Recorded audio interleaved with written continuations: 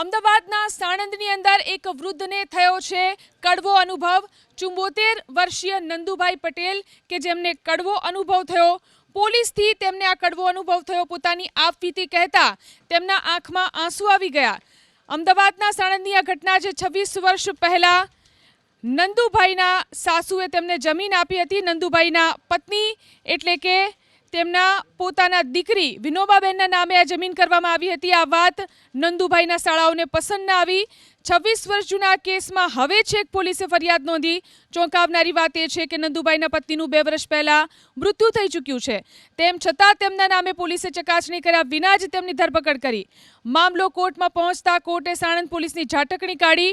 કોર્ટે કહ્યું કે વર્ષો જૂનો આ કેસ દસ્તાવેજી પુરાવા પર આધારિત છે, તેમ છતાં અરજદાર નંદુભાઈને જ્યુડિશિયલ કસ્ટડીમાં રાખ્યા, જે ખોટું છે। કોર્ટે નંદુભાઈના જામીન મંજૂર કરી અને તેમને રાહત આપી।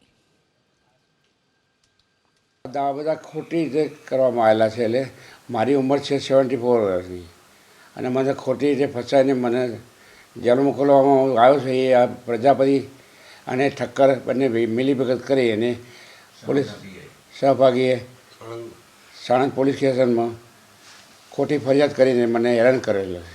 આ લોકોએ આ કાયદાનો દુરુપયોગ કરી અને પીઆઈએ કોઈ પણ આધાર પુરાવા વગર તપાસ્યા વગર એમને મારી ઉપર ડાયરેક્ટ એફઆઈઆર રદ કરી દીધી અને પછી મને સેન્ટ્રલ જેલમાં મોકલી દેવામાં આવે છે। જ્યારે અમોએ કોર્ટમાં આ અંગે જામીન અરજી દાખલ કરી ત્યારે આ તમામ હકીકતોની રજૂઆત કરેલ હતી અને કોર્ટને જણાવેલ કે જ્યારે પોલીસ આ રીતે રિપોર્ટ કરે છે ફાઇલ અને તે એવું માને છે 2021માં કે આમાં ગુનો નથી બનતો, તો 2024માં કેવી રીતે એફઆઈઆર કરી શકે?